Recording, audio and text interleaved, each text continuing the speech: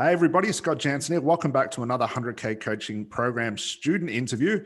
Today we have the amazing Mark Carter with us today, who has an incredible story. Mark basically came from being in the emergency services as a police officer to now a full-time hypnotherapist. So very excited to get Mark on a call with us today.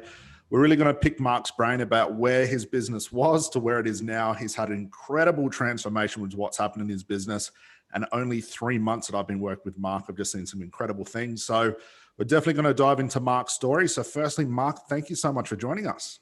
Good morning. It's absolutely a pleasure to meet you and to, as I said, finally meet my hero here. All you've heard is my voice. Now you get to see me. That's fantastic. Exactly. All right. Well, look, Mark, let's do what we always do. Let's start from the very start. So before you became a hypnotherapist, what were you doing? What was happening in life? And then how did you get into the whole hypnotherapy thing? Okay, well, I was a serving police officer in the Metropolitan Police in London, and I was coming up to my 30-year mark, because we do 30 years in the police. About 3 years, around 3 years before I was due to retire, because I retired in July of this year. 3 years, the morale in the service, if you're not in London, then you probably don't notice, but the morale in the police service had dropped considerably. And there was a lot of trauma and a lot of anxiety going on. And I had a few staff under me. And I usually found that in the start of a shift, that they were very uptight and had a lot of problems going on, both at home and at work. Right. And it was one day that one of my staff came up to me and said, "Look, I'm crying before I actually come into work." And you sort of wonder, well, what's being done about this? And our occupational health service within the service, God bless them, work very hard. But unfortunately, over the years, they've had to tighten the belt, and that's been reduced. So not a lot was being done, and they were just being left, and these officers were being left with their own devices in order to sort themselves out. So this angered me quite a bit. And I thought, well, rather than, sitting about mulling it over in my mind, do something about it. But what to do? I didn't know what to do. So it so happened that a day later, a colleague of mine came up to me and she said, her brother had just come out of the army and he was struggling with post-trauma, but was having hypnotherapy for it. And I thought, hypnotherapy, that's interesting. So I went online, I had a look at Google and on YouTube, etc. And having looked at YouTube, 2 weeks later, I hypnotized my daughter. Oh, wow. Yeah. And that was just from YouTube. Wife was furious, but we're not going to that bit. But yeah, and I thought, right, I'm going to take this further. So I did a diploma in it. I did a diploma in hypnosis and started working on officers at work on a night shift. So I'd take them down to an office and quickly drop them down and do stuff with them. So I thought to myself, I could really make something of this. And I started seeing clients outside of the service. I had their permission to do that. And I started off with charging £25 for a session. And it wasn't like I was doing it for an hour and I was traveling around. So for £25, I was getting in my car, traveling to wherever using my own petrol. Then I was probably having a meal before actually seeing them, because I'm one of these people. I like to arrive early. I like to make sure that everything is there set up. So I'd arrive in the village or the town early and have something to eat. So that's more money again used up. Right. And then I'd see the client with no actual time frame for seeing them. So I would go on and on. And if I was there for over an hour, then so be it. If I was there for 2 hours, then so be it. So be it. So looking back at it, I was literally, by the end of the day, because bearing in mind I had to drive back, I was literally seeing a client for free. In fact, I was paying for it. Yeah. I was paying for it. So £25. And just before July, a wonderful lady who, may I name her? Wahida Finley. And we were chatting away, and she said, "Look, you've got to see this guy, Scott. If you really want to make something of your business, you've got to get in with Scott." I thought, okay, I'll look it up. So I did. And I subscribed to the package. And I've gone from £25 a session now to well over 500 per client. So it's an incredible achievement. What do you say? Yeah. So with those clients that you were getting for £25, so they weren't colleagues. These were actual, just like general public clients. Yeah. They were indeed. Yeah. I was spending a lot of time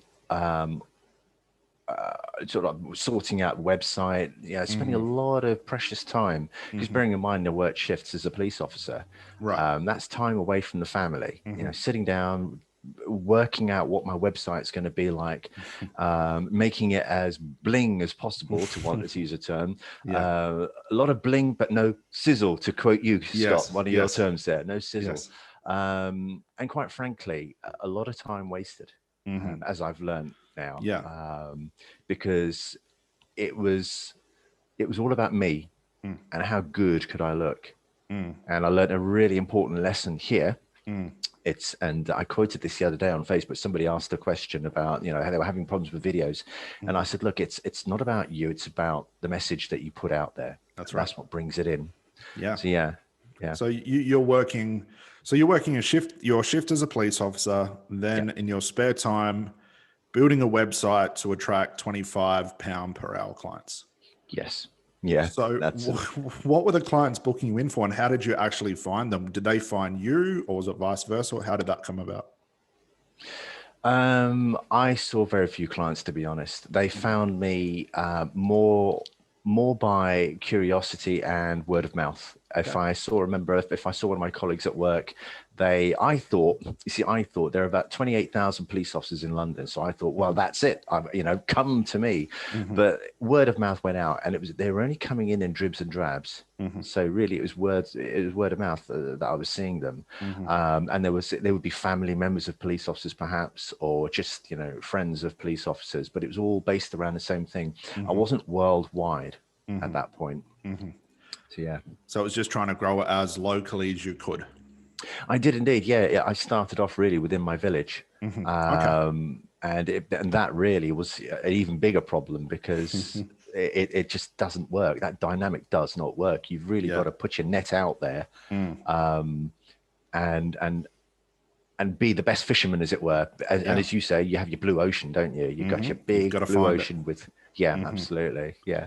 So, and when these clients were booking in with you, were they like paying on the day? Were they paying before? Did you have like a sales call or strategy call? How was that transaction taking place? I took my life in my hands with that one, because I was getting them to pay when I saw them. That's what I used to do. Which really, exactly. And I look back on it now and I think, oh my God, it's such a risk, isn't it? It is. And I was lucky enough to get away with it. I have to say, everybody was very good about it, and they paid. And it's also very, I found very uncomfortable. Now, bearing in mind the role I was doing, I consider myself a very comfortable person around people. I can talk to anybody. I will make friends very quickly. But when it comes to standing in front of somebody and waiting for them to hand over money, it is the most awkward moment. It is, because you've done your thing, or you've walked into their house and you sit down and you say, right, okay, so money, and there's that awkward moment of yes, money, and it was just the most awful thing. Really, and it makes it doubly harder, because you're at their house, which is there's no escape from that. So. Were they asking you to travel to them, or was that just part of the offer that you had to try and make yourself differentiated? How did that all come about? Well, I was of the opinion that I didn't want people coming to my home. I want to keep my home life and my work life very separate. I always have done. Being a police officer, coming home, I wouldn't really talk very much about what I did at work. So I really wanted to separate. So I would travel. I would travel all the time to see them. Okay. And so as you were still working as a police officer, you're seeing clients, then retirement came along. Was that when you decided, you know what, I want to start seeing more clients? I want to get serious about the business. What was the mindset around that? The mindset, actually, because I have a very good pension, I don't really need to make money. I have a very good pension, but we're comfortable. We as we are, we're comfortable without the business. But there is this, and it's going to sound really wet. I'm really sorry about this, but I just felt I've been with my wife now for over 31 years. We've been together 31 years, and she's not given up a lot, but she's been involved in a lot with regards to my role and what I've done. And I really just want to give something back. So the best way I thought was to make more money, and do something I really enjoy, because hypnosis and hypnotherapy is not a job for me. It's not work; it is a passion. So I thought, have your passion, but get something out of it. And I thought I would give my wife back, what I could. Wonderful. So make money and go places, do things. And we've had the children. Her. Yeah, absolutely. We've had the children. They're starting to. I mean, the daughter's now gone to university, so she's out the house. The boy's still here, but he's away most of the time. So we've got time now, and it's time to actually reap the fruits of one's labor. Absolutely, and all that hard work as well. Absolutely. Yeah, absolutely. So what were the clients seeing you for? You obviously don't have to tell me exactly. Was it just like general anxiety, stop smoking? Was it a mixture of things, or was it something quite specific? Initially, when I started out, it was for anything and everything. Whatever it was, I can help you with that. Which got the heart pumping a lot, because you sort of close off the phone call and think, oh my God, what have I just let myself in for? Right. So everything from smoking cessation to weight loss. A little bit of anxiety. In fact, work was mainly anxiety. Okay. So I really got into that. So that's where I've come along now, into this niche of wanting to do with anxiety. Yeah, and that's definitely where I want to transition to. So we had talked a little bit back and forth before you actually joined the program. We discussed some details. You dived into the program definitely off what Wahida was talking about as well. I mean, you can't get much better than Wahida doing $20,000 a month or something crazy that she's doing. But again, hard work, a lot of hard work that she does. Yeah. So once you dove into the program, did you know much about running a business at all? Not necessarily just a therapy business before you dived in?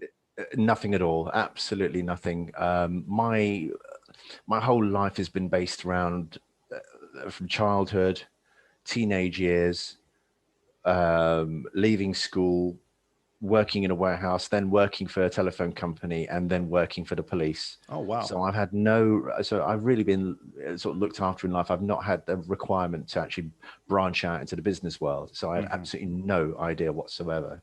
Okay. So when you did just backtracking a little bit, when you did your hypnotherapy training, did they discuss with you what you should be charging, like a business type model? How did you come about the £25 and going to travel to them? Was that just something you came up off the top of your head, or was that a system that you'd followed from something else? No, the hypnosis side of it was the training was a diploma, and it was just based purely on hypnosis, and how to get there. The business side of thing wasn't touched on at all. So no, we had no real training on that. I came up with £25 myself. I just thought it seemed like, and the funny thing is when I was doing that, I had money in the drawer, which is to the left of me here. And I was thinking, I'm going great guns here. If I had £150 in my drawer, I was like, oh my God, this is just amazing. Yeah. Little What's did that I work know. out like? 7-8 clients back to back for £150? At least. And probably it's like a full-time job just for that too. Yeah.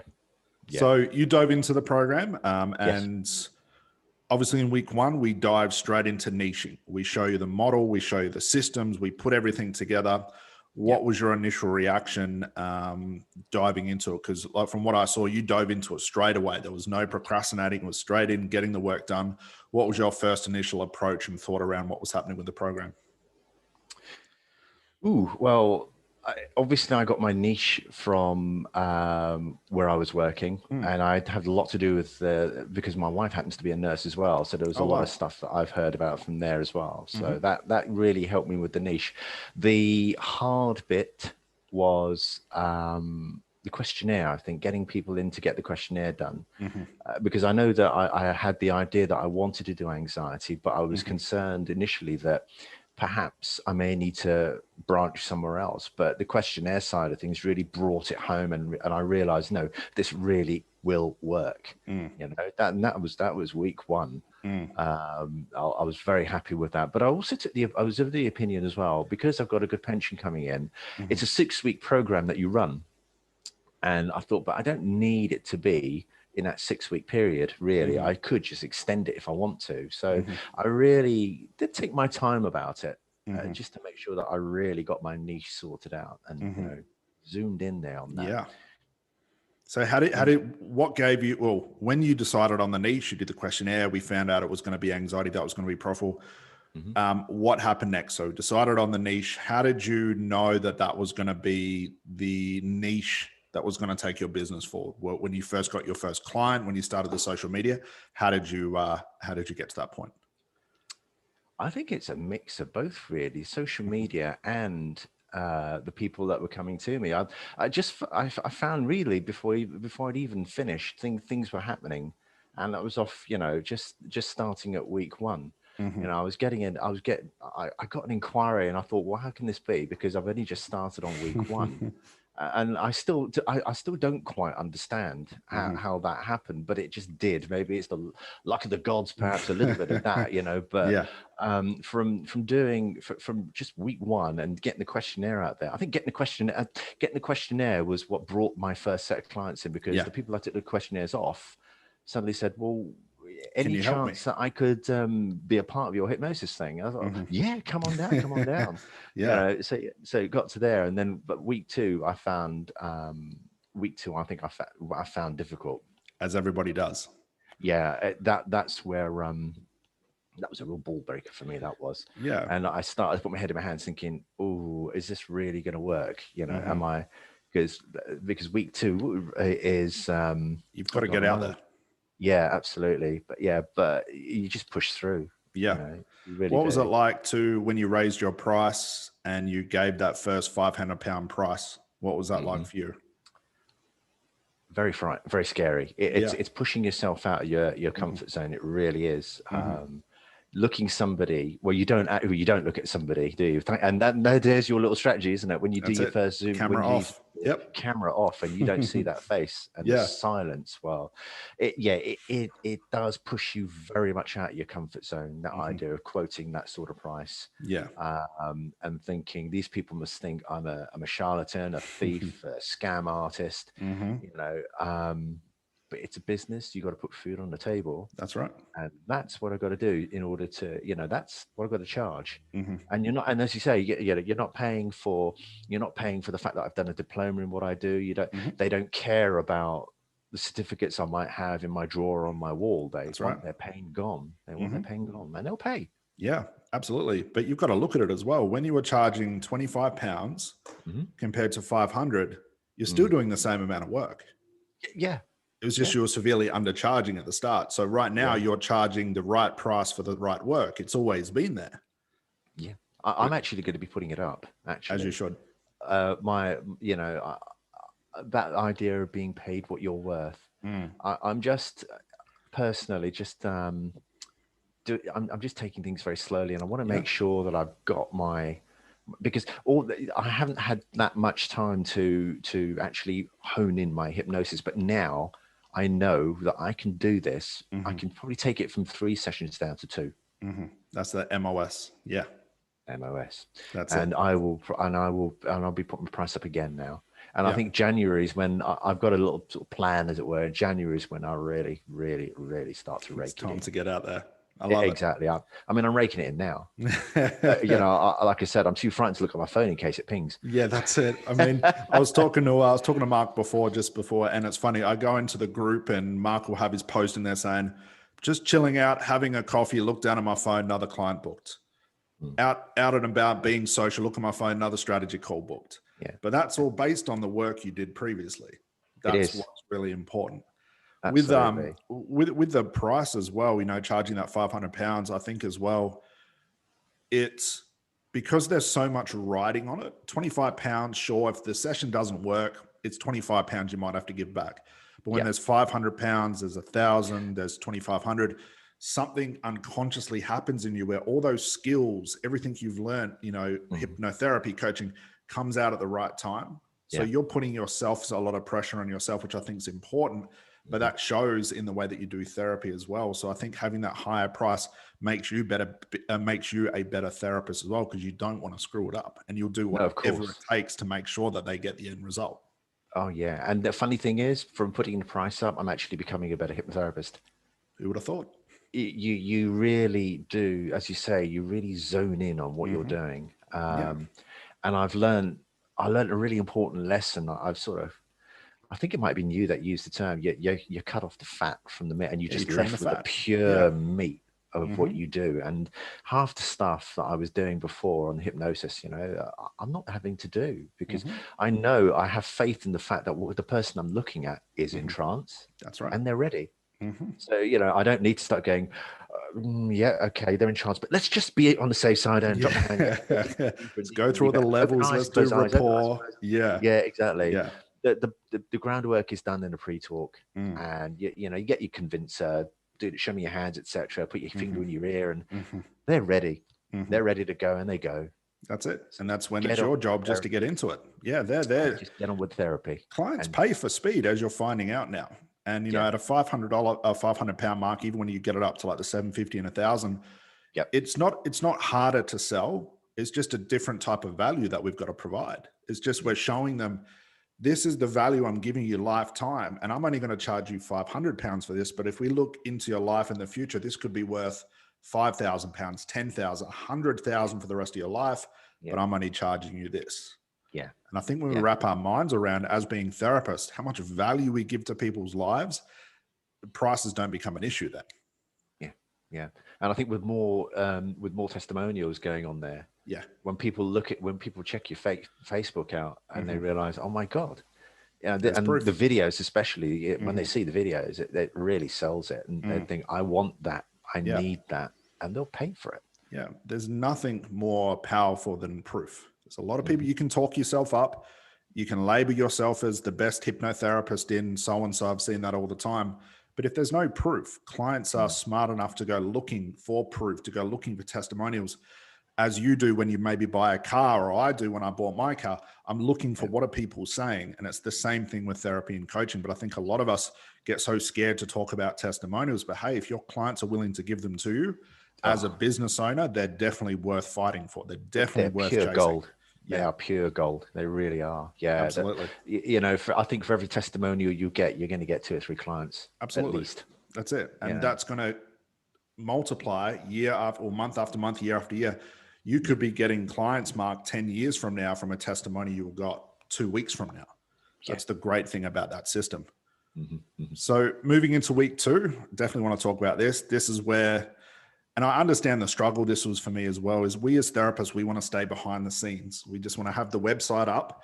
People don't need to see us. We want to act a little bit mysterious, maybe do a post here or there. But obviously in the program, I'm telling you, get your face out there.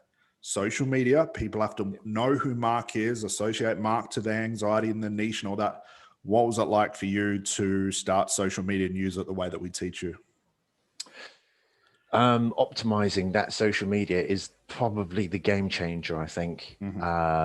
It's the simple things. Take out all the nonsense, the beautiful pictures of you. Yeah. Put on I've still got somebody, I have somebody who's in media. They work for the BBC and other high companies and that. And they did a video for me. And he looked at my Facebook and my YouTube, and he said, what's with the banner? Why is it so bland? Why, what I said, no, that is actually what has got me where I am now, because it's just, there's the message. I help people with anxiety, who struggle, and there's the message. And he said, well, okay. But yeah, that, I think social media, I also managed to get help from somebody, a BBC newsreader, a veteran BBC newsreader who I managed to make friends with. Wonderful. Because I just emailed her and said, help me. Why not? Yeah. Okay. So, week 2, as I say, that you just, it really pushed the limits, I think, for me. Getting all the posts out, I think, was and finding things, you're doing the legwork, but as it later becomes clear, as you say, you got to work in the trenches with the troops, haven't you? That's right. You lead from the front. That's right. And then you leave it to the troops to actually do the work for you afterwards, and sit back. That's it. Wait for the ping of your phone. Wait for the ping of your phone. I think when we wrap our head around, social media has this thing where we get drawn into the aesthetics of it. Like, we have to go hire a professional photographer. Everything has to be sizzling, hot, look amazing, HD websites and videos. And quite frankly, it doesn't. What's, like you said before, which is perfect, it's about the message. It's not about how it looks. Yeah. People are sick of being, you know, having smoke blown up their ass. What's the real core thing you're doing? Yeah. Does an anxiety client who's really suffering with anxiety care that you don't have a banner or you don't have a professional headshot? No, all they want to know is, I'm about to pay Mark £500, $750, $1,000. Can he help me? I don't give a shit about the rest of it. I just want to know Mark's the expert. And look, he's got social proof, he's got testimonials, and he's showing up on social media talking his message constantly. That's all clients care about. But I think we get so drawn into the headshots, the aesthetics. Like I said, we lose the track of what a client's really looking for. Yeah, absolutely. And that's what's brought you the client so far. So we don't need to change it. Aesthetics come later. Branding comes later. Yeah. So moving forward, getting paying clients now seems to be every time you have a coffee, maybe that's your system in play.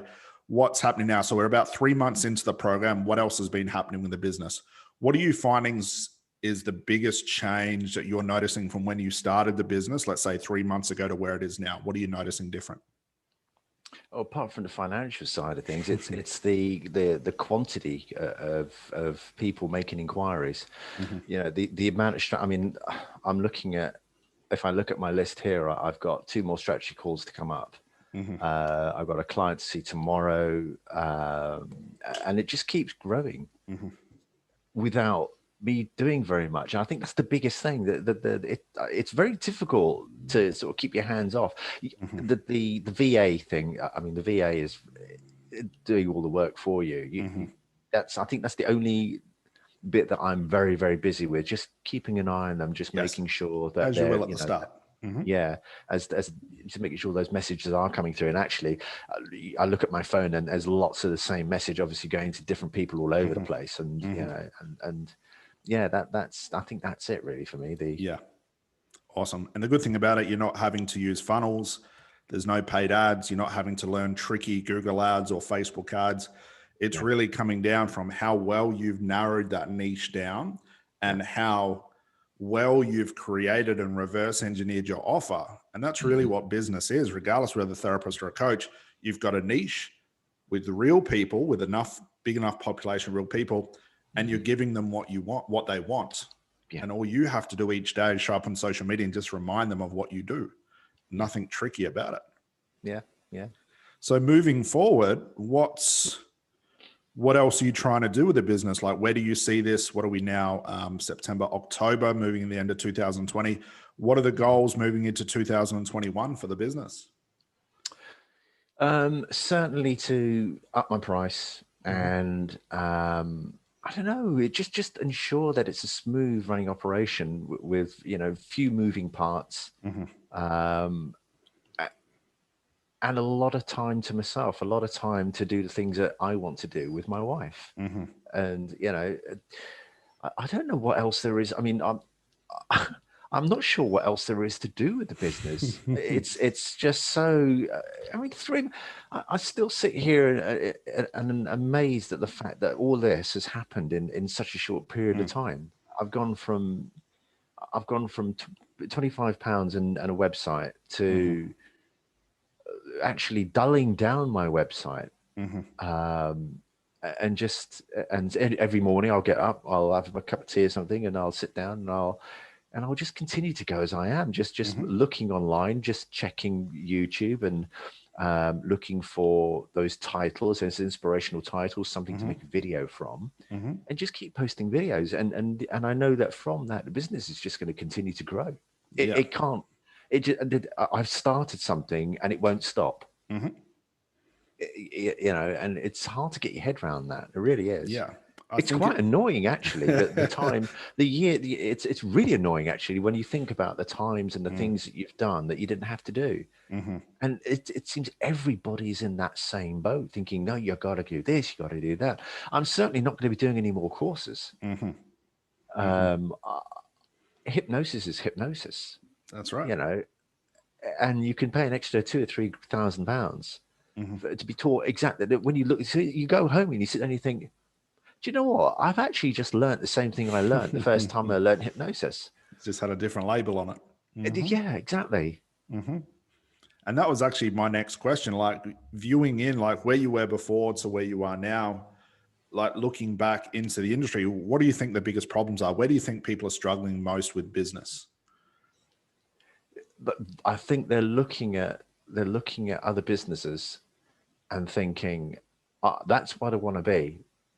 But it's impossible to become those, unless you have the initial income to actually make yourself one of the Donald Trumps of this world. It's not going to happen. You got to be realistic about life.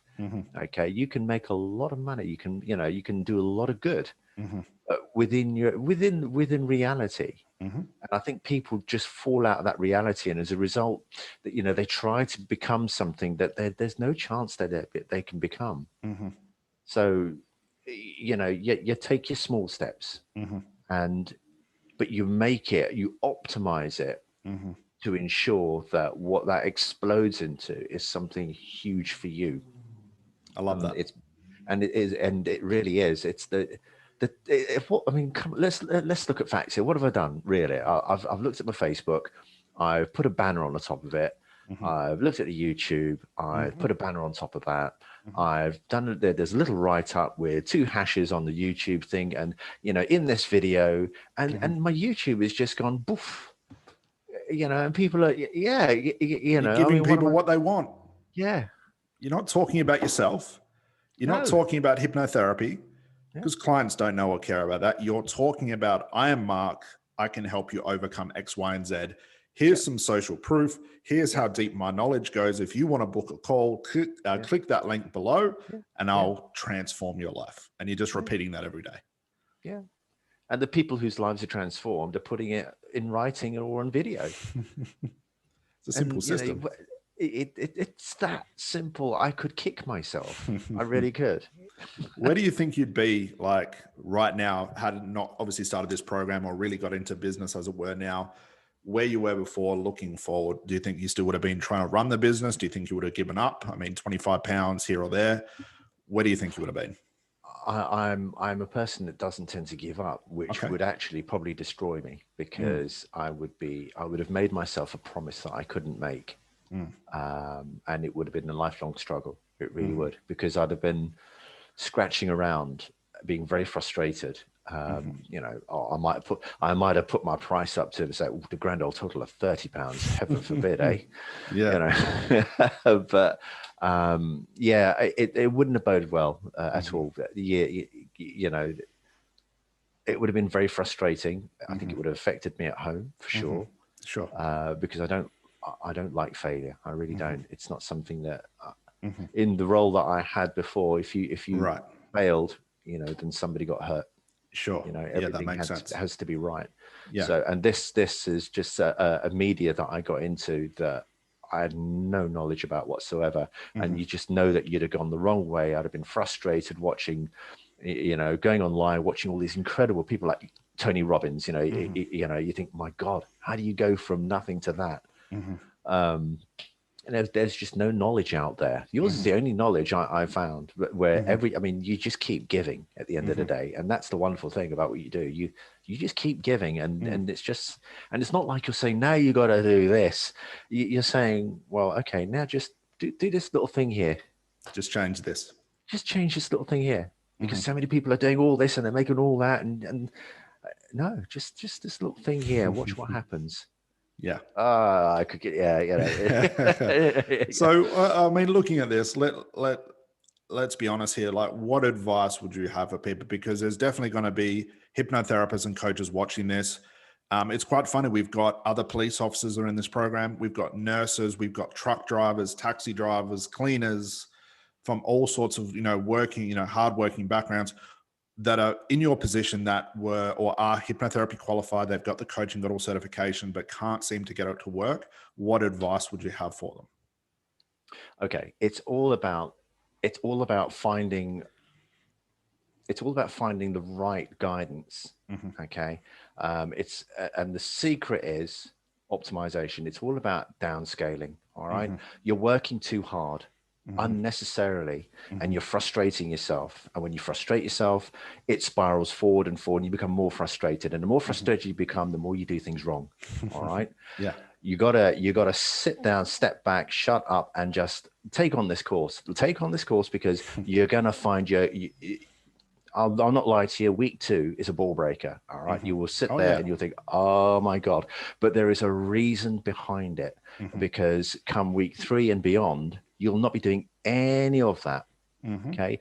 Sit back, relax, and watch it all come together. Yes, you're still going to have to do bits and pieces on there in order to ensure, because it's your business at the end of the day. It's your responsibility. And at the end of the day, it's like, I'm going to say something really stupid here. It's like getting a fighter jet into the air. All right. The pinnacle of that is the pilot in that jet. But behind that, there is so much going on. There are so many things that, come together, but you don't have to. All you have to do is sign it off, get in the plane, and wave at everybody and say, guys, girls, thanks so much for that. Now let's go do the job that we're here to do. That's hypnotherapy.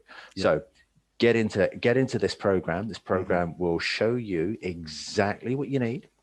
And you'll be so surprised at how little you actually need to do in order to get to where you want to be. Yeah. I love it. So I guess for other people that are going to be watching this as well, maybe not hypnotherapists and coaches, for anyone that is definitely struggling with anxiety, who is your ideal client, Mark? Who are you actually working with? Do you have a specific type of person with anxiety? What details do you have?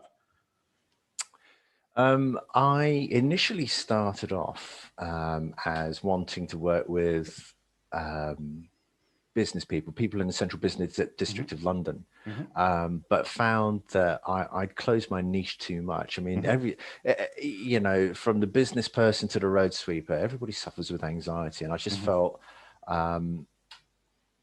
if you pitch yourself enough that, people will pay what it's worth. Yeah. They'd rather pay more money. They'll get the money together and they will pay that. So in order to get rid of their pain. So I opened up my niche, and I just say now, my niche is about people who are struggling with anxiety, who feel it's crippled their lives. And, and the nice thing is that you don't have to sit down with me or in a talk group of people and just put your whole life on show. And the wonderful thing about the hypnosis that I do in this particular niche is that whatever your problem is, I don't need to know what it is, because your unconscious mind already knows what's going on, and it's just waiting for one command, and that is to let it go. That's where I come in. Excellent. That's my niche. Fantastic. So I think what we'll do for anybody watching this who is struggling, especially with crippling anxiety, if you just go into the comment box below, I'm going to leave Mark's details. Now, Mark, is it better to find you on Facebook? Is that the best place to find you? Yeah, Facebook, because my banner's got the old, click this link, and yeah, absolutely. Facebook Fantastic. Is great.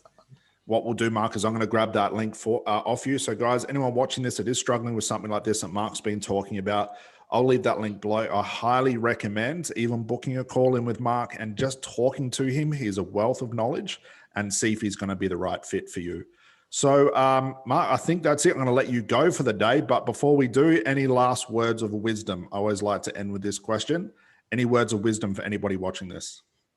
Believe. If you really want to make money out of this, believe in this system, because this system works. It's so stupid. It's so simple. It's stupid. It really is. You really can't fail. And if you fail, then it's something that you're not for. All you've got to do is follow every step. And there are times where you'll sit and you think, oh God, I don't want to do this, but you just follow every step. It's that simple. Just turn your brain off and follow the steps. Follow the steps. Absolutely. Excellent. Well, Mark, thank you so much. That was awesome. We're going to have this obviously video up on YouTube and in the all over Facebook as well. So thank you, Mark, for joining us. This was fantastic. And like I said, for anybody watching this that does want to contact Mark, click on the link below. I'll leave it in the description. Please feel free to reach out to Mark and see if he can assist you. So, buddy, that's all I have for you. We're going to see you over in the Facebook group. I look forward to seeing your next post. Go have a coffee, book another client in as you do. We'll see you over in the Facebook group. Thank you so much for joining us, buddy. I appreciate it. Thank you, Scott. Thanks for everything. Thanks, Mark. Cheers, buddy. Bye, everyone. Enjoy your day. You too.